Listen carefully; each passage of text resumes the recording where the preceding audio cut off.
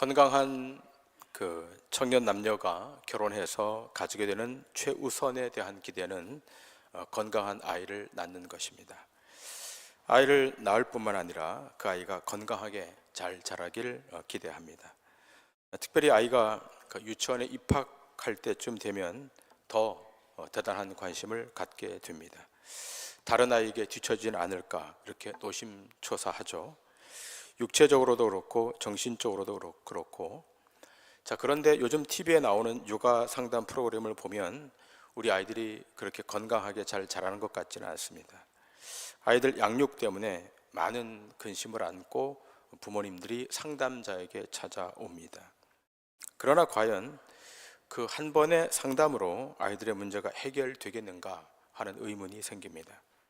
아이들이 건강하게 성장하지 못하는 것은 그 부모에게 큰 근심거리이고 인생의 숙제일 것입니다.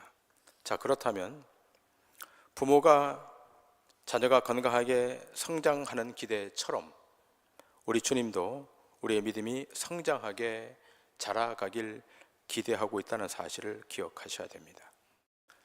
주님은 우리의 신앙이 뒤로 물러가 퇴보하는 것을 원치 않으십니다. 주님은 우리의 믿음이 진보해가는 것, 성장해가는 것을 강력히 소원하십니다. 그리고 우리가 그리스도의 장성한 분량에 이르러서 하나님의 거룩한 일을 감당하길 기대하십니다. 오늘 본문의 바울 사도는 빌립보 교회 성도들에게 이렇게 말하고 있습니다. 25절 말씀, 내가 살 것과 너희 믿음의 진보와 기쁨을 위하여 너희 무리와 함께 거할 이것을 확실히 아노니. 오늘 바울은 빌립보 교회 성도들에게 너희 믿음의 진보를 보고 있다. 믿음의 진보. 자, 지금 바울 사도는 로마 감옥 안에 갇혀 있습니다. 그럼에도 불구하고 빌립보 교회 성도들에게 기대하는 것이 있는데, 빌립보 교회 성도들의 믿음의 성숙, 믿음의 진보가 있길 원한다. 그리고 그 진보해가는 것을 보고 싶다라고 증거하고 있습니다. 여러분, 자녀가 건강하게 성장하는 것을 기대하는 부모처럼 이 빌립보 교회를 개척한 바울은 빌립보 교회 성도들의 믿음이 계속적으로 성장해 가는 것을 기대하고 있습니다. 여러분, 우리가 거룩한 주님의 자녀로 또 교회의 거룩한 권속으로 부름을 입었다면 마땅히 성장해야 하고 마땅히 성숙해야 합니다. 우리 교회 내년의 사역 주제가 삶이 신앙이 되는 공동체입니다. 여러분, 삶이 신앙이 되려면 우리의 신앙은 말씀으로 더 깊어지고 더 성숙해져야 합니다. 그런 측면에서 오늘 말씀은 꼭 우리 가슴에 새겨야 할 아주 귀한 말씀입니다. 오늘 본문 빌립보서 1장 말씀을 중심으로 세 가지 영적 교훈을 나누길 원합니다. 이 말씀으로 이 한 주간도 믿음으로 승리하시는 축복이 있기를 주님의 이름으로 축원합니다. 첫 번째는 그리스도인다운 삶을 살아가라고 하는 것입니다. 그리스도인다운 삶을 살아가라. 여러분, 오늘의 시대를 아이덴티티 부재의 시대, 다시 말하면 자기 상실의 시대라고 그러죠. 자신이 학생인지 주부인지 직장인지를 잘 인지하지 못하고 그냥 살아간 사람들이 많다는 거죠. 자기가 어디에 있어야 할지, 어떤 위치에 있어야 되는지를 모르고 그냥 주어진 환경 따라 그냥 살아갑니다. 그러다 보니 정체성을 망각한 채 무질서한 행동을 하는 사람들이 많이 있습니다. BC 356년부터 BC 322년까지 그리스, 페르시아, 인도에 이르는 대제국을 건설했던 마케도니아 왕 대왕 알렉산더 대왕을 여러분 아실 겁니다. 그는 피정복지에 다수의 도시를 건설했고 동서의 교통 통로를 만들었고 경제 발전에 기여했고 그리스 문화와 오리엔트 문화를 융합한 헬레니즘 문화를 꽃피웠던 왕 중의 왕, 그래서 그냥 왕이 아니라 대왕, 그레이트 킹이라고 불리는 대제 알렉산더 왕을 여러분 아시죠? 자, 그런데 이 알렉산더 왕이 통치할 때 자기 밑에는 자신과 동일한 이름을 가진 알렉산더라는 병사가 있었답니다. 그러나 그 병사는 자신의 이름에 걸맞지 않게 방탕하고 무질서한 생활을 했다 그럽니다. 그리고 이 소문이 황제 귀에까지 알려진 겁니다. 하루는 황제가 병사 알렉산더의 천막을 찾아갔습니다. 황제는 알렉산더에게 자네 이름이 알렉산더라지? 네, 제 이름은 알렉산더입니다. 황제는 알렉산더에게 이렇게 명령했다 그럽니다. 황제, 내가 자네에게 명령하네. 자네 이름을 바꾸든지 아니면 자네 생활 태도를 바꾸든지. 이후로 이 병사는 자기의 생활 태도를 완전히 바꿨다 그럽니다. 무엇이 문제였습니까? 정체성, 아이덴티티의 상실이 문제였던 겁니다. 오늘 우리 그리스도인의 문제도 여기에 있습니다. 그리스도인의 자기 정체성, 이 정체성에 대한 해답을 반드시 갖고 있어야 됩니다. 이 정체성에 대한 해답이 없으면 자기 삶의 방향이 흔들립니다. 그리고 삶의 부정적인 영향력이 나타납니다. 바울은 오늘 본문 27절 전반부에서 이렇게 도전하고 있습니다. 오직 너희는 그리스도의 복음에 합당하게 생활하라. 그리스도의 복음에 합당하게 생활하라. 여기 생활하라라고 하는 이 헬라어는 폴리투 에스테라는 말인데요, 그 뜻은 시민답게 살아라라고 하는 의미입니다. 다시 말하면 하늘나라의 시민답게 살라라고 하는 바울의 권면입니다. 여러분, 믿음의 진보는 교회를 오래 다닌다고 저절로 생겨나는 것이 아닙니다. 교회를 10년 다니고 20년 다닌다 할지라도, 아니 매주일 말씀을 듣고 있다 할지라도 그 말씀의 인격적 반응을 통해 변화와 성숙이 없으면 그 신앙은 진보하는 것이 아닙니다. 믿음이 진보한다라고 하는 것은 그리스도인으로서의 자기 신분이 뭔가를 정확히 자각하는 데서 시작돼요. 여러분, 이 자각이 일어나게 되면 그 다음 행동이 달라지는데 어떻게 바뀌는가? 우리가 최근 목장 교환에서 나눴던 말씀 스크린에 올라올 텐데요, 세 가지 변화가 일어나죠. 첫 번째는 가치관의 변화, 두 번째는 세계관의 변화, 세 번째는 인간관계의 변화가 반드시 옵니다. 여러분, 복음이 우리 삶에 들어오면 반드시 이 세 가지 변화가 수반돼요. 어떤 가치로의 전환이 오게 되는가? 땅의 가치를 추구했던 인생이 영혼의 가치를 찾는 인생으로 바뀌어요. 생명에 대하여, 영원한 세계에 대하여 관심을 갖게 됩니다. 세속의 가치를 넘어서, 없어지는 가치를 넘어서 없어지지 않는 가치를 더 중하게 여기는 그런 삶의 변화가 반드시 옵니다. 두 번째, 자기 중심의 관점에서 세상을 보았던 그 인생이 하나님 나라 관점에서 세상을 조망하는, 보게 되는 세계관의 변화가 반드시 와요. 모든 것을 자기 이권의 초점에 맞춰서 그 이익을 따라갔던 그 인생이 어느 날 자기 이익이 아닌 영혼이 구원을 받고 영혼이 살게 되는 일에 뛰어들어요. 그렇게 선교 사역에, 그렇게 구제 사역에, 그렇게 교육 사역에 인색했던 사람이 언제부터인가 교회가 행하는 이 사역에 관심을 갖고 헌금하고 중보하고 참여해요. 무엇의 변화가 일어난 것입니까? 세상을 보는 시각의 변화, 세계관의 변화가 일어난 겁니다. 세상을 보는 시각의 변화가 일어나야 돼요. 우리 그리스도인들은 전혀 다른 세계관으로 세상을 보는 자들이에요. 세상 사람들은 세속의 가치의 안경을 끼고 세상을 보죠. 그들은 세상의 정욕적 쾌락을 따라가는 그 가치의 망원경을 보고 세상을 조망하죠. 그러나 신자는 그렇지 않습니다. 신자는 전혀 다른 안경을 끼고 세상을 봅니다. 세계관의 변화가 있는 거예요. 세 번째, 어떤 변화가 옵니까? 인간관계의 변화가 와요. 복음이 그 인생 안에 들어가게 되면 그렇게 가까웠던 세상 친구들이 하나씩 둘씩 점차 거리가 멀어져요.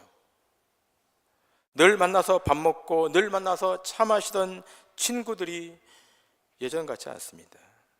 그리고 점차 거리가 멀어져요. 왜 그런 것입니까? 영적 시그널, 영적 주파수가 서로 빗나가기 때문이에요. 여러분 그렇습니다. 여러분 주변에 예수 안 믿는 분들이 있죠. 인간성이 좋다 그래서, 성격이 맞다 그래서, 성향이 맞다 그래서, 무엇이 맞다 그래서 예수를 안 믿지만 늘 가깝게 지내는 분들이 있을 거예요. 근데 여러분, 정말로 우리 안에 복음이 들어오면 그들과 영적 주파수가 맞지 않기 때문에 멀어질 수밖에 없습니다. 오늘 이 아침 행여 우리 주변에 그런 세속적 가치, 세속적 생각으로 가득 찬 분들과 깊이 연결되어 있다면 점차 거리를 두십시오. 점차 만남의 횟수를 줄이십시오. 정말 복음이 우리 가운데 들어오면, 복음이 들어서 우리의 삶을 변화시키기 시작하면 인간관계의 변화는 반드시 오게 됩니다. 오늘 이 아침 이 자리에 오신 여러분 모두는 다 이런 변화를 경험했던 믿음의 성도들인 줄 믿습니다. 다 이런 변화를 경험했을 거예요. 저는 우리 동도중앙교 성도들이 주님 오실 때까지, 우리 인생이 끝나는 그 시간까지 변화된 삶, 믿음의 진보의 삶을 계속 살아가는 그런 역사가 있기를 주님의 이름으로 축원합니다. 두 번째, 한 마음 한 뜻으로 협력하라고 하는 것입니다.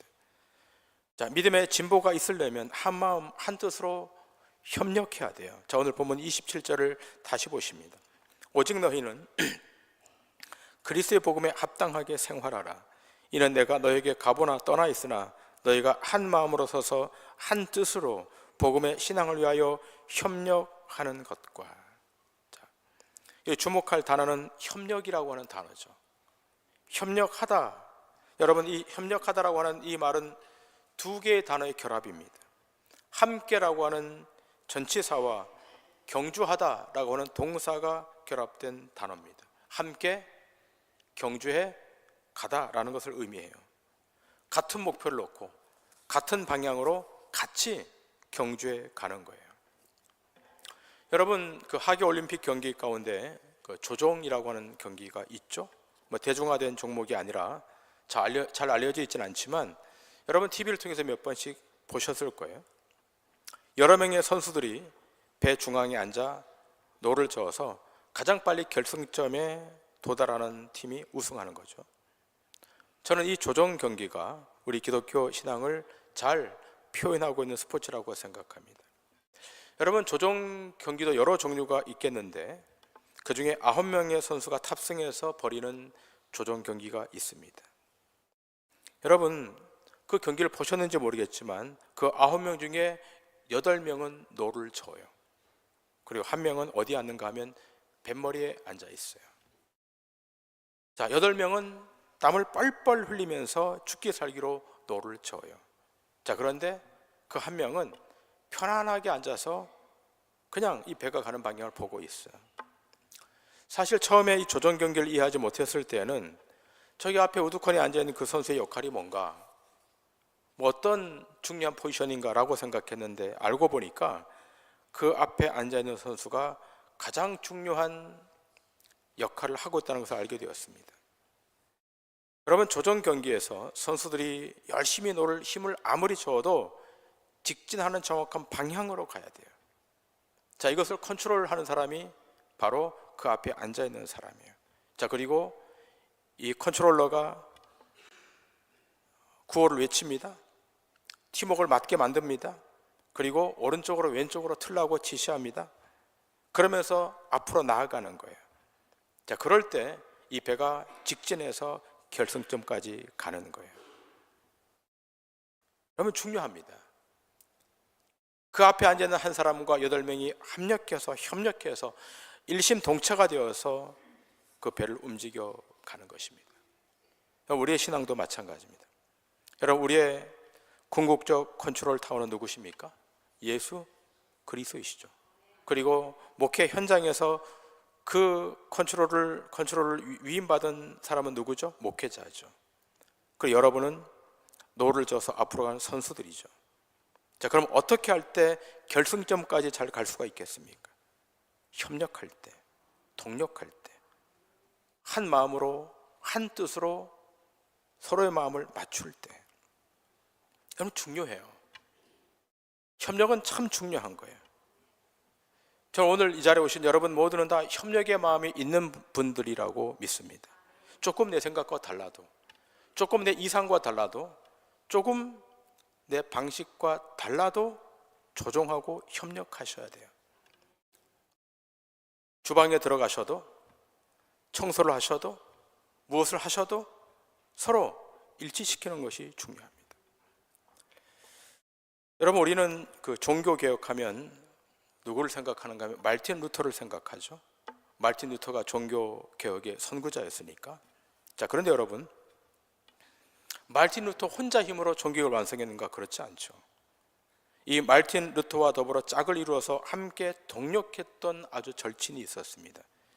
종교 개혁사에 등장하는 필립 멜랑히톤이라고 하는 사람이에요.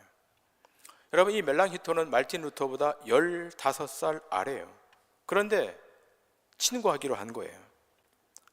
이 두 사람이 얼마나 친했는가 하면 우리 둘이 죽으면 같은 데 묻히자 그래서 비텐베르그 성당에 묻어달라고 유언을 했답니다. 결국 그 유언에 따라 나중에 이 두 사람이 비텐베르그 성당 옆에 마당에 묻히는 거예요. 자, 이 말틴 루터가 개혁의 행동주의자였다면 필립 멜랑히톤은 이론적인 신학자였습니다. 우리가 잘 소개되지 않아서 잘 알지 못해서 모르는 내용이었지만 사실 루터는 종교 개혁을 하다가 자주 실망했다 그럽니다. 좌절하기도 하고 종교 개혁을 포기하고 싶었을 때도 여러 번이었답니다. 그때마다 자기 어린 후배이자 친구였던 이 멜랑히톤이 늘 옆에서 격려해 줬다 그럽니다. 당신이 성경에서 발견한 진리가 정말 진리라고 확신하고 있다면 그 진리는 반드시 이길 것입니다. 그리고 멜랑히톤은 편지를 쓸 때 꼭 성경 구절 한 구절을 꼭 기술했다 그래요. 그 성경 구절이 로마서 8장 31절 말씀이었어요. 그런즉 이 일에 대하여 우리가 무슨 말을 하리요? 만일 하나님이 우리를 위하시면 누가 우리를 대적하리요? 멜랑히톤은 항상 편지 말미에 이 로마서 8장 31절을 기록해서 말틴 루터를 위로했다 그럽니다. 결국 말틴 루터는 필립 멜랑히톤의 격려와 사랑에 힘입어서 또 무명의 성도들의 중보를 통해서 이 종교개혁을 완수할 수 있었습니다. 여러분, 말틴 루터는 혼자가 아니었습니다. 나 홀로 하는 경주자가 아니었습니다. 여러분, 교회사에 등장하는 많은 위대한 믿음의 선대들은 혼자 그 일을 감당하지 않았어요. 함께 했습니다. 함께 동력했습니다. 여러분, 아무리 능력이 출중해도 아무리 많은 은사를 갖고 있어도 혼자 힘으로는 이룰 수 없어요. 우리의 교회 사역이 그런 겁니다. 사역은 홀로 할 수 없는 거예요. 연대해서 함께해서 마음을 합해서 그 일을 감당해 내는 것입니다. 하나님의 나라의 확장을 위한 이 싸움, 홀로 전투에 나가 승리할 수 없어요. 여러분, 하나님의 교회 안에 가장 큰 시험거리는 뭐냐? 나 아니면 안 되라고 하는 생각이에요. 나 아니면 안 돼 라고 하는 소영웅주의가 가장 큰 시험거리입니다. 교회는 그런 것이 아니라 함께 더불어 힘을 합해서 동력하는, 거기에 하나님의 영광이 나타나는 것입니다. 동력하십시오. 좀 도와달라 그러면 손을 내밀어 주십시오. 요청하면 네 하고 받아주십시오. 여기 앉아있는 분들은 한 분도 그런 분이 안 계신 줄 믿습니다. 네. 누가 좀 도와주세요 그러면 네, 내가 도와드릴게요. 일을 좀 함께 해주세요 그러면 네, 함께 할게요. 그러셔야 됩니다. 그럴 때 하나님의 놀라운 역사가 나타납니다. 사단은 연대하지 못하도록, 함께하지 못하도록 끊임없이 공격해 올 것입니다. 그러나 우리가 연대하고 함께하고 뜻을 맞추고 힘을 합하면 하나님의 나라는 완고히 견고히 세워지게 될 줄 믿습니다. 마지막 세 번째로 예수 그리스도의 능력으로 담대하라고 하는 것입니다. 자, 믿음의 진보가 있게 되면 그리스도의 능력으로 담대해집니다. 한번 따라 하시겠습니다. 예수 그리스도의 능력으로 담대하라. 시작.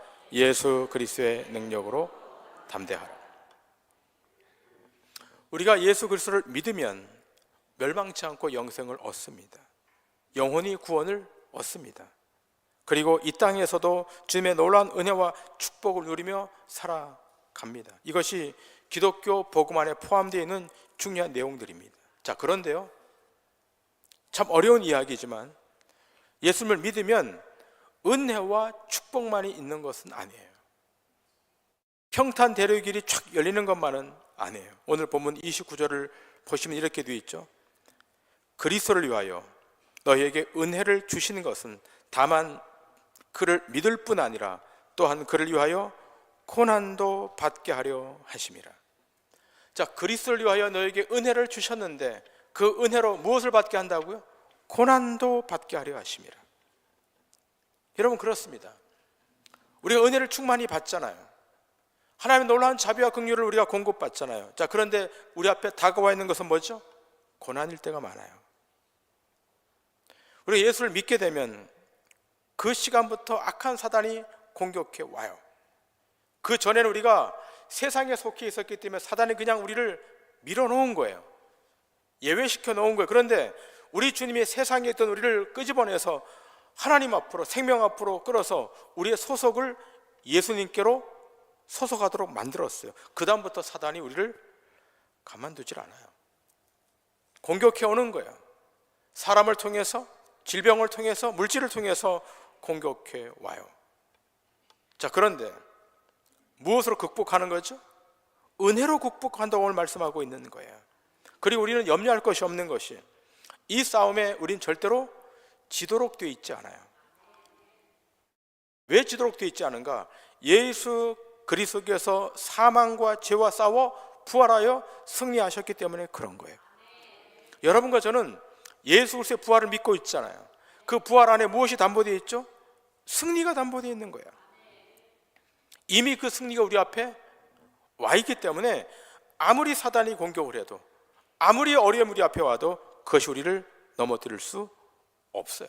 때문에 믿음의 진보가 있게 되면 우리의 마음의 두려움은 떠나요. 오늘 이 아침 여러분 마음 안에 있는 모든 두려운 근심은 예수 그리스도의 이름으로 떠나가는 역사가 있기를 주님의 이름으로 축원합니다.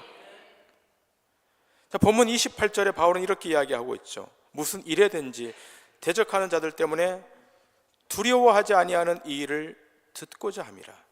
이것이 그들에게는 멸망의 증거요 너희에게는 구원의 증거니 이는 하나님께로부터 난 것이라. 자, 바울은 지금 빌립보 교회 성도들에게 어떤 말을 좀 듣고 싶었는가 하면, 빌립보 교회 성도들은 두려움이 없는 성도들이야. 두려워하지 아니한 이 일을 듣고자 함이라, 이렇게 이야기하고 있죠. 제가 빌립보서 강의할 때 말씀을 드렸지만 빌립보 교회 성도들에게 일단의 세력들이 공격해 왔어요. 두 종류의 사람이죠. 하나는 이단이고 하나는 율법주의자였어요. 그들이 끊임없이 빌립보 교회 성도들을 공격해 오는 거예요. 그러니까 빌립보 교회 성도들도 지치게 되고 두려워지게 되는 거예요. 그래서 오늘 말하고 있는 거예요. 무슨 일에든지 대적하는 자들 때문에 두려워하지 말라. 두려워하지 말라고 하는 거예요. 왜요? 너희는 이미 그리스도 예수 안에서 부활의 능력으로 승리한 자들이기 때문에 두려워하지 말라라고 말씀하고 있는 거예요. 바울은 고린도 교회도 이렇게 말하고 있지 않습니까?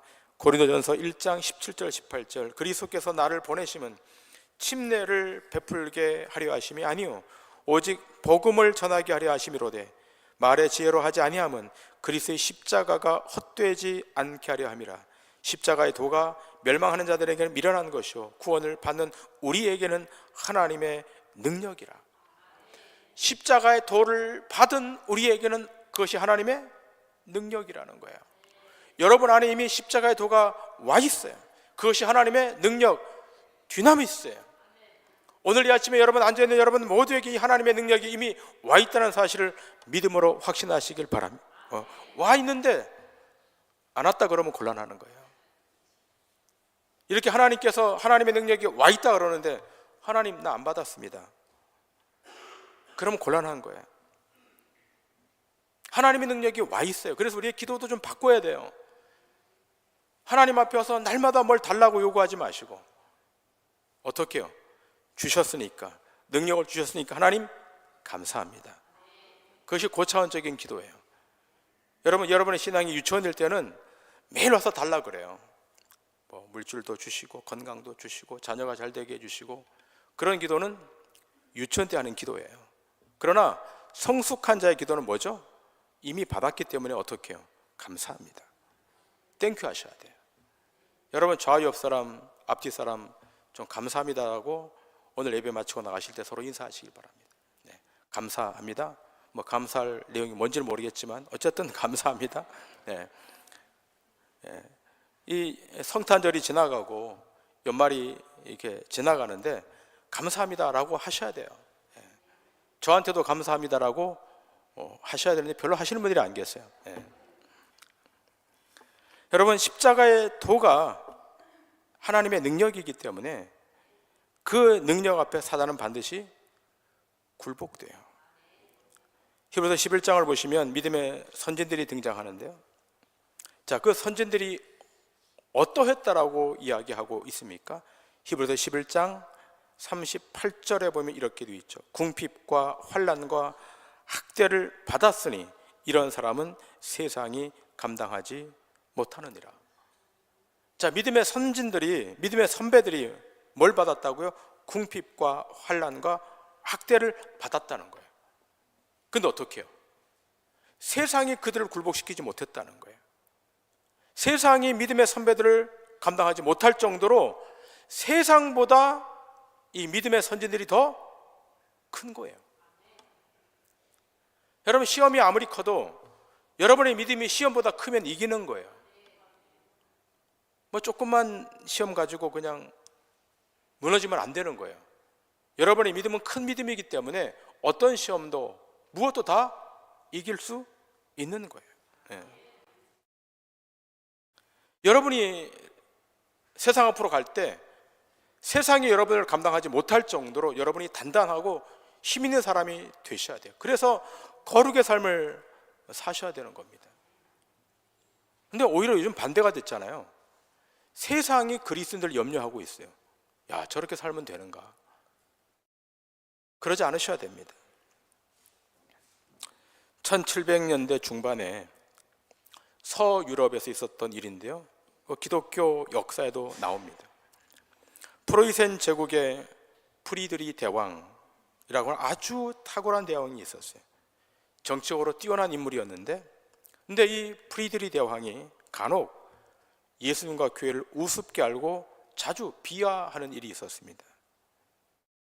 그러나 그의 충성스러운 신하였던 오른팔격인 장군 한 명이 있었는데, 그분은 아주 신실한 크리스찬이었습니다. 그분의 이름은 본진 랜드라고 하는 분인데, 하루는 이 프리드리 대왕이 신하들을 다 모아놓고 귀족들을 다 모아놓고 거기서 예수님을 비하하는 이야기를 하는 거예요. 그러니까 거기 모인 신하들도 귀족들도 왕의 좀 비유를 이렇게 맞추려고 예수님을 계속 비하를 같이 하는 거예요. 자, 이때 엄숙한 표정을 하고 있는 한 사람이 있었어요.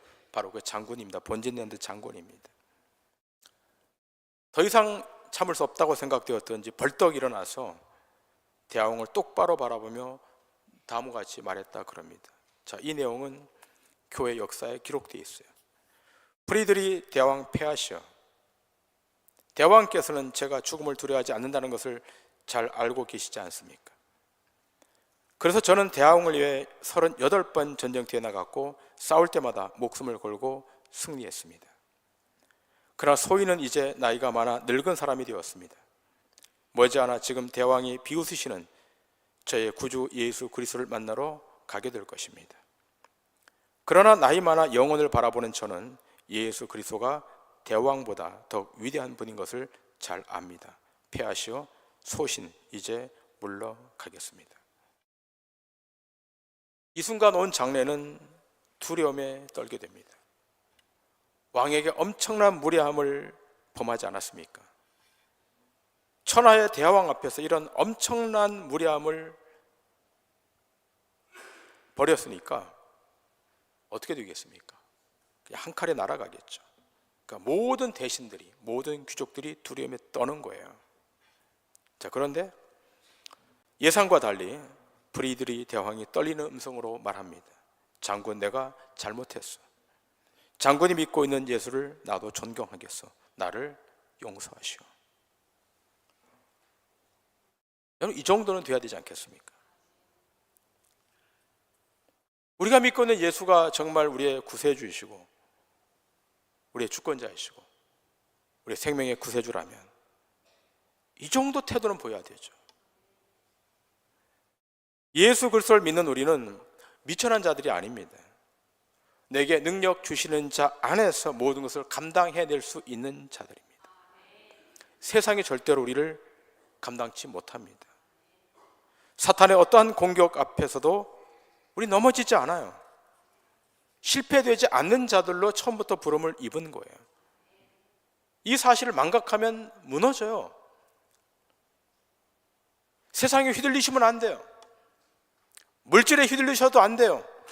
인간관계에 휘둘리셔도 안 돼요. 많은 그리스도인들이 인간관계 앞에 그냥 콱콱 무너져요. 그러지 마세요. 하나님과의 관계에 더 집중하세요. 세상은 우리 앞에 굴복하도록 돼 있어요. 그런 믿음의 진보가 일어나면 담대함이 있는 거예요. 그 담대함으로 현실을 밀고 나가는 겁니다. 우리 마지막으로 신명기 28장 6절부터 10절까지 말씀, 우리 다 같이 큰 소리로 읽으면서 오늘 말씀을 마치도록 합니다. 신명기 28장 6절부터 10절 시작. 내가 들어와도 복을 받고 나가도 복을 받을 것이니라. 내 대적들이 일어나 너를 치려하면 여호와께서 그들을 내 앞에서 패하게 하시리니 그들이 한 길로 너를 치러 들어왔으나 내 앞에서 7길로 도망하리라. 여호와께서 명령하사 내 창고에 내 손으로 하는 모든 일에 복을 내리시고 내 하나님 여호와께서 내게 주시는 땅에서 내게 복을 주실 것이며 내가 내 하나님 여호와의 명령을 지켜 그 길로 행하면 여호와께서 내게 맹세하신 대로 너를 세워 자기의 성민이 되게 하시리니 너를 여호와의 이름으로 일컬음을 세계 만민이 보고 너를 두려워하리라. 아멘. 세계 만민이 너를 보고 두려워하는 존재, 그가 그리스도인입니다. 오늘 신명기 기자 모세가 말하고 있죠. 그들이 한 길로 너를 치러 들어왔으나 네 앞에서 7길로 도망하리라. 믿음의 진보가 있는 주의 백성 안에는 두려움은 떠나고 그 자리에 하나님의 평화가 머무르게 되는 줄 믿습니다. 말씀을 정리합니다.